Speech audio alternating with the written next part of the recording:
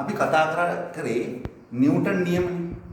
නිව්ටන්ගේ පළමු නියමයෙන් අපි පැහැදිලි කරා බාහිර අසන්තුලිත බලයක් යෙදෙන්නේ නැති අවස්ථාව. ඒ කියන්නේ බාහිර අසන්තුලිත බලයක් යෙදෙන තුර නිශ්චල වස්තු නිශ්චලව පවතිනවා. චලනය වෙනවා නම් ඒකාකාර ප්‍රවේගයෙන් චලනය වෙනවා කියලා. ඒ තමයි නිව්ටන්ගේ පළමු නියමය. එතකොට නිව්ටන්ගේ දෙවෙනි නියමය. නිව්ටන්ගේ පළමු නියමය කියන්නේ අසන්තුලිත බල නැති වෙලාවට මොකද වෙන්නේ කියලා. දෙවෙනි එකෙන් කියනවා අසන්තුලිත බල තියෙනවා නම් මොකද්ද වෙන්නේ? ඒ අසන්තුලිත බල නිසා ඇති වෙන තරණය, ඒ තරණය අනුලෝම වශයෙන් සමානුපාතිකයි ඒ අසන්තුලිත බලයට. ඒ වගේම තරණය ප්‍රතිලෝම වශයෙන් සමානුපාතිකයි ස්කන්ධයට. ඔය තමයි නිව්ටන්ගේ දෙවෙනි නියමය. හරිද? ඔය තමයි නිව්ටන්ගේ දෙවෙනි නියමය.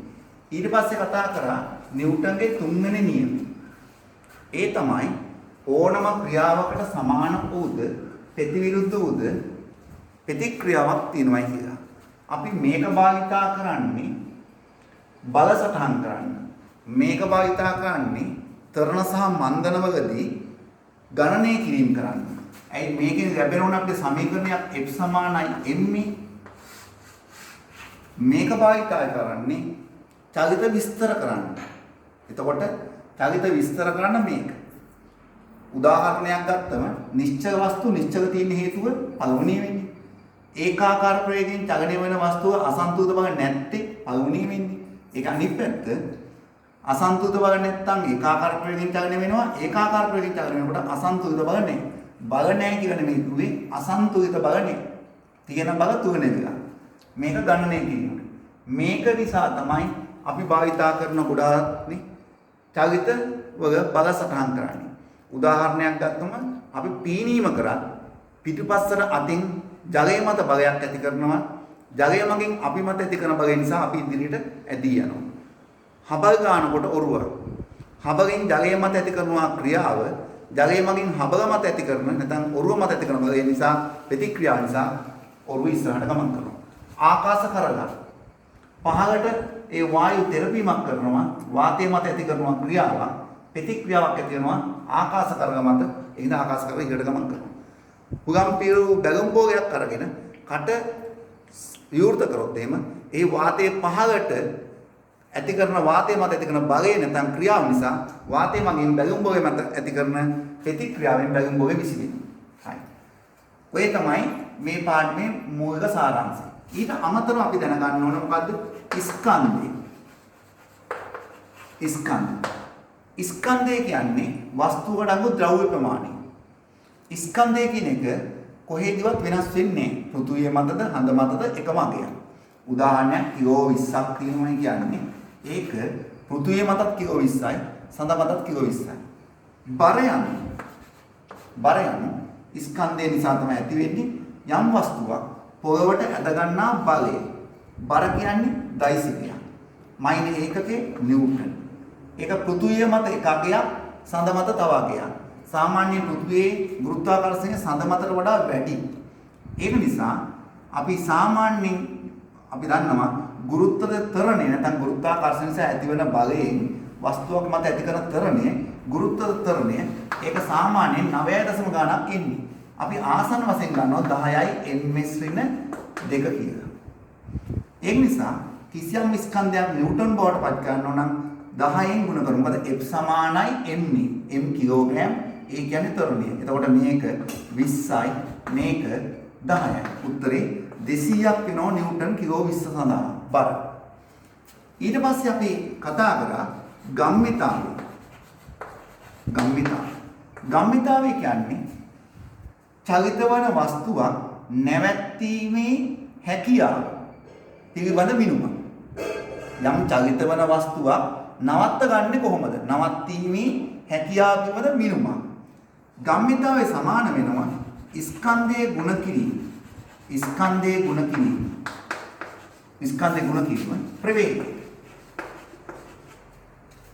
දැන් මේක අවබෝධයක් ගන්න උදාහරණයක් ගත්තම මදුරුවෙක් මැස්සෙක් වගේ පුඩි ස්කන්ධයක් සහිත සතෙක් අපේ ඇඟේ වැදුනට අපිට කිසිම අපහසුයක් නැහැ.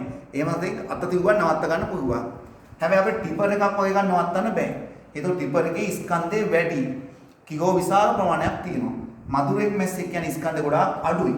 ප්‍රවේගය වැඩිමත් කරන්නේ මේක අඩු නිසා. මේ ග්‍රෑම් වගේක් නෙන්නේ. ග්‍රෑම් වගේ ආයි 1000න් බෙදුවා ප්‍රවේගයෙන් ගුණ බෙදුවා. මේකේ ගම්මිතාවයේ මැස්සෙක්ගේ මදුරකේ කුඩා වස්තුවක අඩුයි.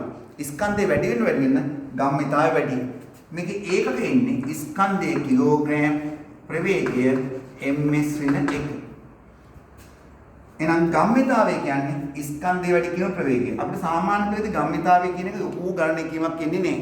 හැබැයි ගම්මිතාවය කියන්නේ ඉහළ පන්තියේ බොහෝ වැදගත් ගැටීම් තියෙන පාඩම් වලට ඕන වෙනවා. අපිට ගම්මිතාවය කියන්නේ චලිත වන වස්තුවක් නැවැත්වීම පිළිබඳ මිනුම. මේ ගම්මිතාවය වැඩි කියන්නේ නැවැත්වීම අපහසුතාවය වැඩි. ගම්මිතාවය වැඩි කියන්නේ අපහසුතාවය වැඩි. ඒ කියන්නේ ඒක තමයි අපි කියන්නේ වස්තුවක ස්කන්ධය වැඩි වෙන චලිත වෙනකොට ගම්මිතාවය වැඩි වෙනවා. මීට අමතරව අපි තව මතක තියෙන්න ඕන නිව්ටන් එකක් කියන එකේ වටිනාකමේ අර්ථකථනය. ඒ තමයි කිලෝ එකක වස්තුවක් වර්ග තප්පරයට එකක තරණයක් ඇති කිරීමට සමත් වන බලයට කියනවා නිව්ටන් එකක් කියලා. කිලෝ එකක වස්තුවක් වර්ග තප්පරයට මීටර් එකක තරණයක් ඇති කිරීමට සමත් වන බලය නිව්ටන් එකයි. මේ තමයි පාඩමේ සම්පූර්ණ සාරාංශය. අපි ඊට පස්සේ මේ සම්බන්ධයෙන් නැවත මතක් කරලා අභ්‍යාස සම්පූර්ණ කරනවා 10 වසර පොතේ. හරි. අපි කරමු 4.2 අභ්‍යාසයේ 10 වසර පෙළ පොතේ. එහෙනම් මේක තියෙන ගම්මිතාවයේ පිළිබඳ ගණන් තියෙන්නේ පළවෙනි ගාන. මෝටර රථයක ස්කන්ධය කිලෝග්‍රෑම් 800යි. එය තප්පරයට මීටර 5ක ප්‍රවේගයෙන් චලනය වන මොහොතකෙහි ගම්මිතාවය. ගම්මිතාවය අහනවා. අපි දන්නවා ගම්මිතාවය සමානයි ස්කන්ධයේ ගුණ කිරීම ප්‍රවේගය. මම කෙටියෙන් කියනවා. දීලා තියෙනවා වස්තුවේ ස්කන්ධයේ කිලෝග්‍රෑම් 800යි කියලා. ඔන්න ඒකේ නොදැම්මට කමක් නැහැ. අවසාන ඒකකේ නිවැරදිව දාන්න. මම මේකේ දාන්නම්. ඔබ දාන්න යන්න එපා. වඩා හොඳ අවසාන ඒකකේ දාන්න එක. ප්‍රවේගය දීලා තියෙනවා 5යි ms ඍණ 1. මේක නම් ඉතල දැම්මත් එච්චර අවුලක් නැහැ. සාමාන්‍ය දිනක පහසුයි. 5 × 8 40යි. මෙතන තිබුණු බිංදු 2යි. ඒකකේ නම් කිලෝග්‍රෑම් ms ඍණ 1. එහෙනම් උත්තරය 4000යි ගම්මිතාවය වර්ග තප්පරයට මීටර් කිලෝග්‍රෑම් කියන එක. දෙවෙනි ගාන ඒත් ගම්මිතාවයක් තමයි අහන්නේ වස්තුවේ ස්කන්ධයේ දීලා තියෙනවා. ගම්මිතාවය අහන්නේ ස්කන්ධයේ දීලා තියෙනවා ප්‍රවේගයේ දීලා තියෙනවා. ස්කන්ධයේ දීලා තින්නේ අපි ගියමු සමීකරණ විතර සමීකරණ කියන්න. ඒක තමයි මතක් වෙන්නත් හොඳයි. ප්‍රවේගය. ස්කන්ධයේ දීලා තියෙනවා ග්‍රෑම් 600යි ප්‍රවේගයේ දීලා තියෙනවා 5යි. තප්පරයට මීටර. අපිට මෙන්න මේ 600 ග්‍රෑම් 600 තමයි දීලා තියෙන්නේ. එහෙනම් අපිට ග්‍රෑම් ආදේශ කරන්න බෑ. කිලෝග්‍රෑම් වෙන්නම ඕන. එහෙනම් මේක 1000න් බෙදනවා. ඒතකොට kg ඔයාගේ ප්‍රවේගය 5යි ms ඍණ 1. එහෙනම් දැන් මෙන්න මේ බිංදු දෙකට බිංදු දෙකක් විදිහට යනවා. ඒතකොට 6 × 5 30යි 30 10න් බෙදුවොත් 3යි kg ms ඍණ 1. අන්න අර මම ගෝ උදාහරණ බලනකො. මැස්ස වගේ සත්තුන්ගේ ස්කන්ධේ ග්‍රෑම් 600ක් වන්නේ නේ. ග්‍රෑම් වගේක් නැහැ. මේ ග්‍රෑම් වගේක් තියෙන ග්‍රෑම් වගේක් ආවා 1000න් බෙදුව ගමක් නැහැ. මේක පුංචි වෙනවා. මේක ලොකු වුණාට වැඩක් නැහැ. ඒ නිසා ගම්මිතාවය අඩු වෙනවා. ඊළඟ ගාන තුන්වෙනි එක. එක්තරා වස්තුවක ස්කන්ධයේ ග්‍රෑම් 200යි. එය 4යි ms ඍණ 1ක ප්‍රවේගයෙන් චලිත වෙනවා. එහෙනම් ගම්මිතාවය සමානයි ස්කන්ධයේ ගුණ කිරීම ප්‍රවේගය. ස්කන්ධයේ දීලා තියෙනවා ග්‍රෑම් 200යි කියලා. එහෙනම් ග්‍රෑම් 200 තුන්න නම් මොකද ගන්නේ? කිලෝග්‍රෑම් ගන්න 1000න් බෙදනවා. එහෙනම් ඒකකයේ ඔන්න kg ප්‍රවේගයේ දීලා තියෙනවා 4යි ms ඍණ 1. නේ? එහෙනම් මේක බෙදුණා බිංදු දෙකකට දෙවරක් 4 8යි 10න් බෙදුණා 0.8යි kg ms ඍණ 1. හතරවෙනි ගාන. චලනයේ වෙමින් පවතින එක්තරා වස්තුවක ගම්මිතාවය දීලා. ඒ වස්තුවේ ස්කන්ධයක් දීලා ප්‍රවේගය අහන. එහෙනම් අපි කියනවා සමීකරණය අරකමයි ගම්මිතාවය සමානයි ස්කන්ධයේ ගුණ කිරීම ප්‍රවේගය. අහන්නේ ප්‍රවේගය. ඕනනම් ප්‍රවේගය උක්ත කරගන්න පුළුවන්. නැත්නම් මෙහෙම තියලා ආදේශ කරන්න පුළුවන්. එහෙනම් උක්ත කරන්න පුළුවන් ආදේශ කරන්න පුළුවන්. එහෙනම් මොකද වෙන්න ඕනේ?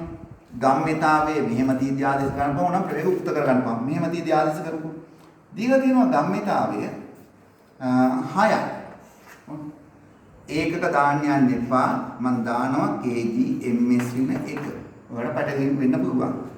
ස්කන්ධයේ දීලා තියෙනවා ග්‍රෑම් 500යි. ග්‍රෑම් 500. එහෙනම් කිලෝග්‍රෑම් කරන්න 1000න් බෙදමු. ගුණ කිරීම ප්‍රවේගය.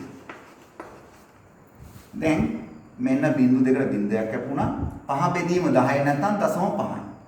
එහෙනම් උත්තරේ එන්නේ 6 බෙදන්න ඕන 0.5යි. මේ දෙක සුළු කරාම 0.5. එහෙනම් මේ පැත්ත 0.5න් බෙදන්න. ඒකකේ බලමු. මෙතන තියෙනවා kg ms ඍණ 1. මේ පැත්තේ තුමු kg මොකක්ද? මේ පැත්තෙන් බෙදෙන්න ඕන. එහෙනම් ප්‍රවේගය. හරි ප්‍රවේගය සමානයි 6 බෙදීම 0.5. එතකොට 6 බෙදීම 0.5යි. මේක 6 බෙදීම 0.5යි. උඩයි යටත් දෙකම 10න් ගුණ කරන්න 60 බෙදීම 5. එතකොට 60 බෙදීම 5. ඒකට හදාගමු. කිලෝග්‍රෑම් කැපිලා යනවා. එතකොට මොකද වෙන්නේ? ms ඍණ 1. එහෙනම් ප්‍රවේගය සමානයි 60 බෙදීම 5 කියන්නේ 12යි. ms ඍණ 1 ප්‍රවේගය. ඔන්න උත්තරේ. හැබැයි වඩා හොඳයි මෙහෙම ඒකක දාන්න නැතුව ඉලක්කම් පමණක් කියලා. හැබැයි සම්මත ඒකකෙන් ආදේශ කරන්න ඕන. සම්මත ඒකකෙන් ආදේශ කරලා සුළු කරලා අපි දන්නවනේ ප්‍රවේගය ඉන්න ඕනේ. තප්පරයට මීටර කියලා. ඒකෙන් ආදේශ කරන එක. අවසානයේ වෙන්නේ ඒක. එහෙනම් මතක තියාගන්න වඩා හොඳ ඒකක ආදේශ කරන්න නැතුව සුළු කරලා අවසානයේ ඒකක දාන එක. හැබැයි ආදේශ කරනකොට සම්මත ඒවා ආදේශ කරන්න ඕන. හරි. පස්වෙනි ගාන කියනවා කිලෝ 3ක ස්කන්ධයක් තියෙන වස්තුවක්. කිලෝ 3 ස්කන්ධයක් තියෙන වස්තුවක්. සිරස්ව ඉහළට යවනු දැකේ. එතකොට පහගේ ඉඳලා ඉහළට යනවා. මෙන්න පහක මෙන්න ඉහළට. ඉහළට යනවා. චලිතයේ ආරම්භක අවස්ථාවේ ප්‍රවේගය 10යි ms ඍණ 1. අපි දන්නවා සිරස්ව ඉහළට යනවා නම් ඕන වස්තුවක් අවසානයේ ප්‍රවේගයේ බිඳුව වෙන්න ඕනේ. එහෙනම් ප්‍රවේගය මොකක් වෙන්න ඕනේ? බිඳුව වෙන්න ඕනේ. ප්‍රවේගයේ බිඳුව වෙනවා කියන්නේ ගම්මිතාවයක් බිඳුව වෙන්නම ඕන. ඒ නවත්තන් දෙන්නේ නවත්තකට තියෙන්නේ. එහෙනම් අපෙන් අහනවා චලිතයේ ආරම්භක අවස්ථාවේ ප්‍රවේගය 10යි ms ඍණ 1යි. ස්කන්ධය කිලෝ 3යි.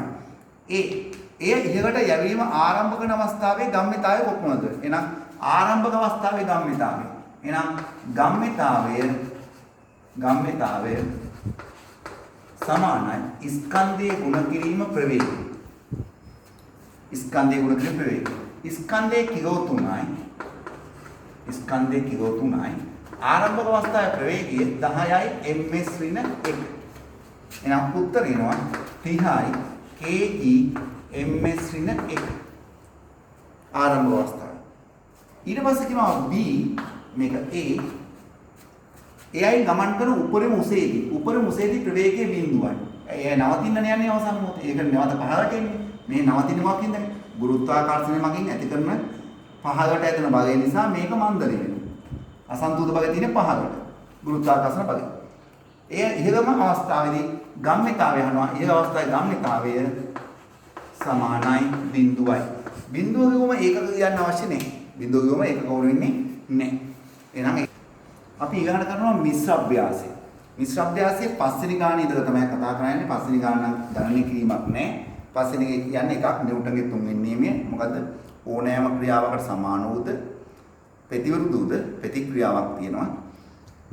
ඊළඟ එක තමයි නිව්ටන්ගේ තුන්වෙනි නියමයේ යෙදීගේ අවස්ථා තුනක් සඳහන් කරන්න කියලා තියෙනවා. ඒ තමයි මම කිව්ව මොකද්ද? අපි හබල් ගන්නකොට නිව්ටන්ගේ තුන්වෙනි නියමයේ ක්‍රියාත්මක වීමෙන් තමයි අපි තලිත වෙන්නේ. ආකාශකරුවක් ඉහළ යන්නේ නිව්ටන්ගේ තුන්වෙනි නියමයේ ක්‍රියාත්මක වීමෙන් තමයි ඉහළට ගමන් කරන්නේ. රොකට්ටුවක් ඉහළ යන්නේ නිව්ටන්ගේ තුන්වෙනි නියමයේ ක්‍රියාත්මක වීමෙන් තමයි. ඊට අමතරව අපි පීනන්න ගත්තත් නිව්ටන්ගේ තුන්වෙනි නියමයේ ක්‍රියාත්මක වෙනවා. මොකද අපි අතින් පිටිපස්සට බලයක් යදුවම ජලය මගින් අපි මත යෙදෙන ප්‍රතික්‍රියා නිසා තමයි අපි ගමන් කරන්නේ. ඔය හැම එකේම මතක තියාගන්න ප්‍රතික්‍රියාව තමයි අපිට චලිත වෙන්න උපකාරී වෙන්නේ. ප්‍රතික්‍රියාව තමයි ආකාශකර ඉහළට යන්න උදව් කරන්නේ. ප්‍රතික්‍රියාව තමයි රොකට්ටුව ඉහළට යන්න උපකාරී වෙන්නේ. මොකද ක්‍රියාව යෙදෙන්නේ අනික් වස්තුව නැත්නම් පුෂ්ඨයේ මාධ්‍ය මත. ඊට පස්සේ ඒකේ තුන්වෙනි කොටස කියනවා ගම්මිතාවයේ කෙරේ බලපාන සාධක. ගම්මිතාවය කියන්නේ ස්කන්ධයේ ගුණ කියමු ප්‍රවේගයනේ. එහෙනම් බලපාන මොකද? ස්කන්ධය සහ ප්‍රවේගය. ස්කන්ධය වැඩි වුණාම ප්‍රවේගය වැඩි වෙනවා. ප්‍රවේගය වැඩි වුණාම ස්කන්ධය වැඩි වුණාම ගම්මිතාවය වැඩි වෙනවා. ප්‍රවේගය වැඩි වුණාම ගම්මිතාවය වැඩි වෙනවා. ඒ කියන්නේ ස්කන්ධය සහ ප්‍රවේගය තමයි ගම්මිතාවය කෙරේ බලපාන්නේ. එහෙනම් ස්කන්ධය සහ ප්‍රවේගය කියන දෙකම වැඩි වුණාම ගම්මිතාවය වැඩි වෙනවා. එහෙනම් 6 වෙනි ප්‍රඥේදක තමයි ගණනය කිරීම තියෙන්නේ. අපි 6 බලමු. 4යි ms ඍණ එකක ප්‍රවේගයෙන් චලනය වෙමින් පවතින වස්තුවක ස්කන්ධයේ කිලෝග්‍රෑම් 10යි. වස්තුවේ ගම්මිතාවය අහන්න. එහෙනම් ගම්මිතාවය සමානයි ස්කන්ධයේ ගුණ කිරීම ප්‍රවේගය. ස්කන්ධයේ ගුණ කිරීම ප්‍රවේගය. ස්කන්ධයේ දීලා තියෙනවා එකේ කිලෝ 10යි. කිලෝ 10ක්. ස්කන්ධයේ කිලෝ 10යි ප්‍රවේගය 4යි ms ඍණ 1. අපෙන් අහන ධම්මතාවය එහෙනම් ගුණ කරමු. 40යි kg ms ඍණ 1. හත්වෙනි ප්‍රඥය. හත්වෙනි කියනවා වස්තුවේ ස්කන්ධයේ කිලෝග්‍රෑම් 750යි. ප්‍රවේගය 8යි ms ඍණ 1. ගම්මිතාවය තමයි අහන්නේ. එහෙනම් ගම්මිතාව සමානයි ස්කන්ධයේ ගුණ කිරීම ප්‍රවේගය. ස්කන්ධයේ දීලා තියෙනවා ග්‍රෑම් 750. එහෙනම් මොකද කරන්නේ? කිලෝග්‍රෑම් කරන 1000න් බෙදෙනවා. වැඩි කිරීම ඔන්න කිලෝග්‍රෑම් වැඩි කිරීමට ගුණ කිරීම කීයද? 8යි ms ඍණ 1. එතකොට සුළු කරන්න පුළුවන් මෙන්න බිඳුව කැපෙනවා 25 ඒවා 3යි 25 ඒවා 4යි. එහෙනම් මෙන්න මෙතන මම කිව්වා 25 ඒවා 3යි 25 ඒවා 4යි. 25 3යි 25 ඒවා 4යි. ඊට පස්සේ ගුණ කිරීම 8 මේක ඒකක ගත්තම මොකද kg ms ඍණ 1.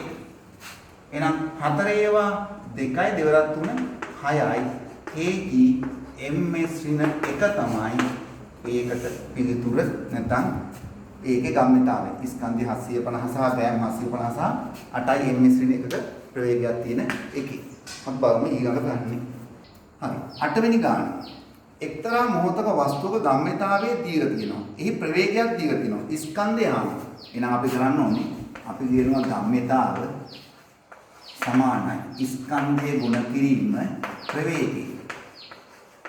අපෙන් අහන්නේ ස්කන්ධය. ඕනනම් අලුත් සමීකරණයක් හදා ගන්න පුළුවන් ගම්මිතාවේ බෙදීම සමාන ස්කන්ධය කියලා. නැත්නම් මෙහෙම තීරි ආදේශ ගන්න පුළුවන්. මම මේ ඒකක පොඩ්ඩක් පුරුදු ගන්න ඕන නිසා සාමාන්‍ය පෙරට ඒකට ඕනේ නැහැ. පුරුදු ගන්න ඕන නිසා මම මෙහෙම තීරි ආදේශ කරනවා. ගම්මිතාවේ දීලා තිනවා 6යි kg ms ඍණ 1 කියලා. ගම්මිතාවේ දීලා තියෙනවා. ස්කන්ධයේ දීලා නැහැ. ස්කන්ධික නේ. අහන්නේ ප්‍රවේගය. හරිද? sorry අහන්නේ ස්කන්ධය. දීලා තියෙන ප්‍රවේගය 3යි ms ඍණ 1. දැන් මොකෝ වෙන්නේ? මේ ටික මේ පැත්තෙන් බෙදෙන්න එපයි. එහෙනම් ස්කන්ධය සමානයි 6යි kg ms ඍණ 1 බෙදීම 3යි ms ඍණ 1. තව ms ඍණ 1 ms ඍණ 1කට කැපෙනවා. 6 3ෙන් ඒකක කැපෙනවා ඉලක්කම් කැපෙනවා. 6 3ෙන් බෙදුවොත් 2යි. kg ඉතිරි වෙනවා. එහෙනම් kg ඉතිරි වෙනවා කිලෝ 2යි මොකද්ද? ස්කන්ධය. අවශ්‍ය නම් ඒකක දාන්න නැතුව ඉලක්කම් පමණක් දාලා උත්තරේ ආවම සම්මත ඒකකේ දාන්න. ඒත් අකුරු ලැබෙනවා. හැබැයි සම්මත ඒකකේ නොදැම්මට සම්මත ඒකකවල අගයන් ආදේශ කළ යුතුමයි. right. ඊළඟ ගාන 9 වෙනි එක. 9 වෙනි එකේ කියනවා එක්තරා මිනිසුගේ ස්කන්ධයේ කිලෝග්‍රෑම් 60කි. ඔහුගේ බර කොපමණද? එහෙනම් 9 එක කොටස. අහන්නේ ස්කන්ධයේ දීලා තියෙනවා.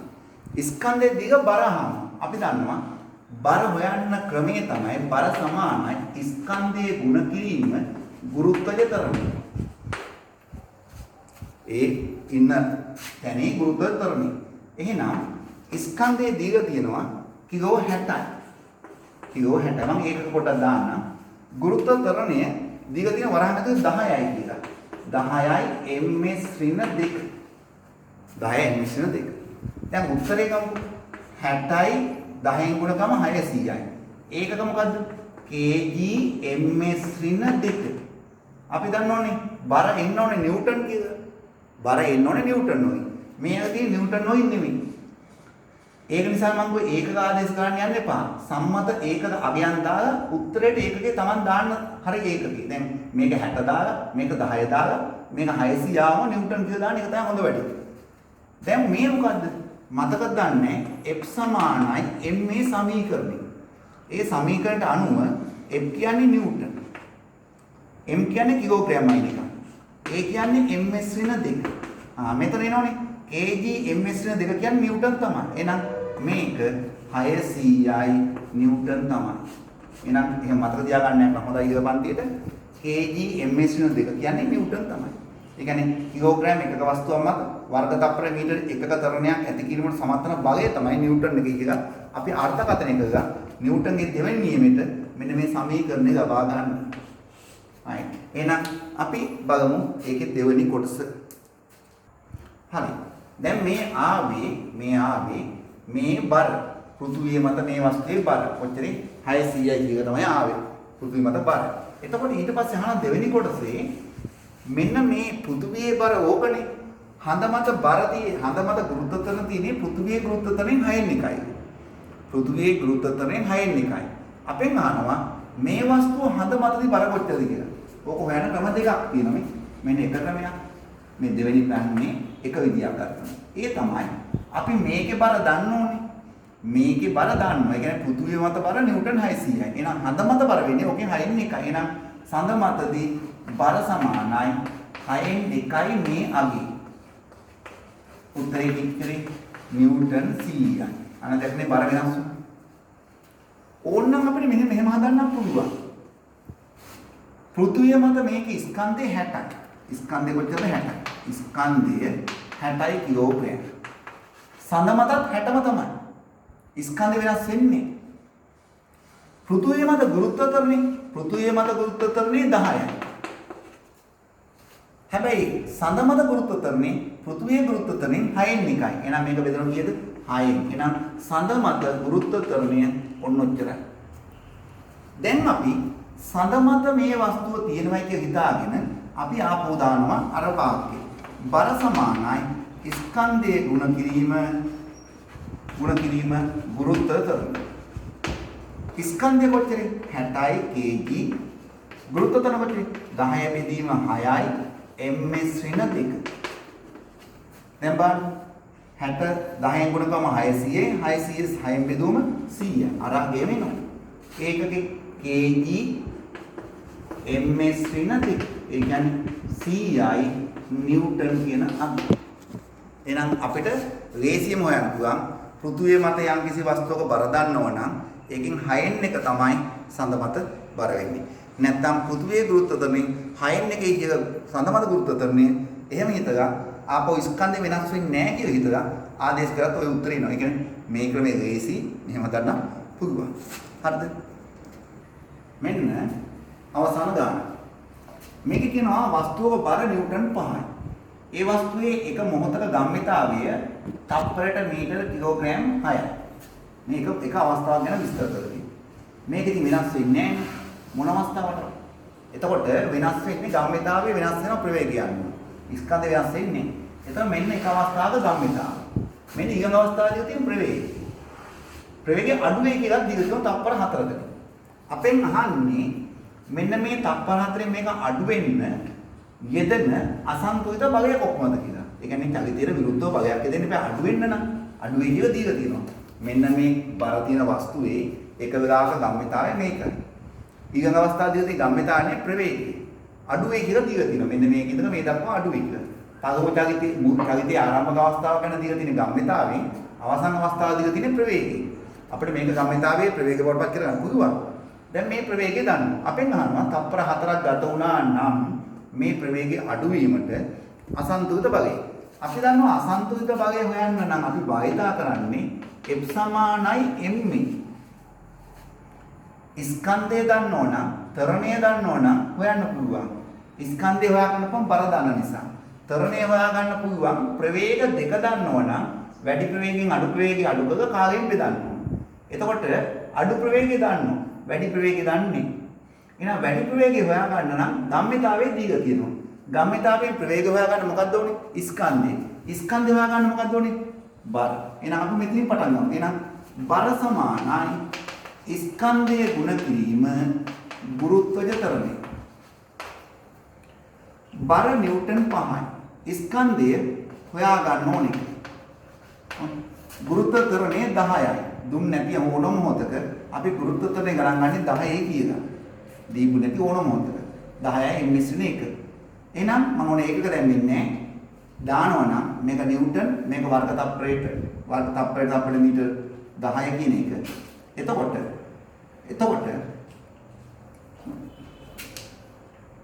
හරිද?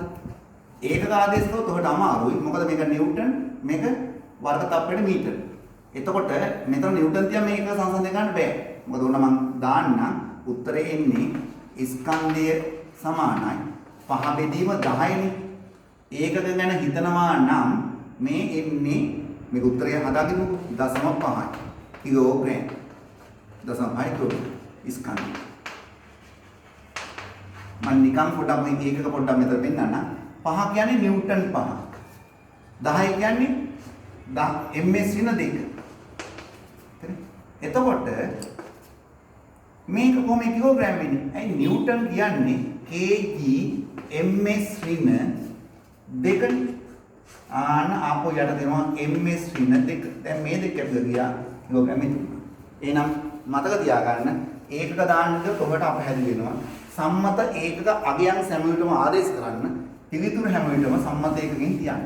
සම්මත ඒකක අගයන් ආදේශ කරන්න. හරි ස්කන්ධ ගන්න. දැන් අපි දාමු ගම්මිතාවය. එහෙනම් ගම්මිතාවය සමානයි ස්කන්ධයේ වැඩි කිරීම ප්‍රවේගය. ආරම්භක චලිතයේ පටන් ගන්න මොහොතේ ගම්මිතාවය දීලා තියෙනවා. එහෙනම් අපිට හොයන්න පුළුවන් ආරම්භක මොහොතේ ප්‍රවේගය. එහෙනම් ගම්මිතාවය දීලා තියෙනවා 6යි. මම ඒකක දැම්මේ නෑ. ස්කන්ධය කොච්චර 0.5යි. ප්‍රවේගය තමයි හොයන්නේ. එහෙනම් ප්‍රවේගය හොයන්න පුළුවන්. මොකද ප්‍රවේගය සමානයි මෙන්න ප්‍රවේගය සමානයි මොකද 0.5න් බෙදෙනවා. එහෙනම් 6 බෙදීම 0.5. ඒකක දැම්මේ නෑ.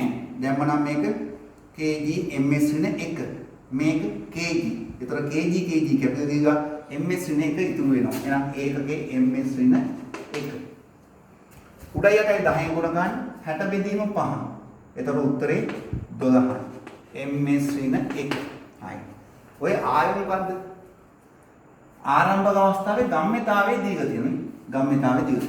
ආරම්භක අවස්ථාවේ.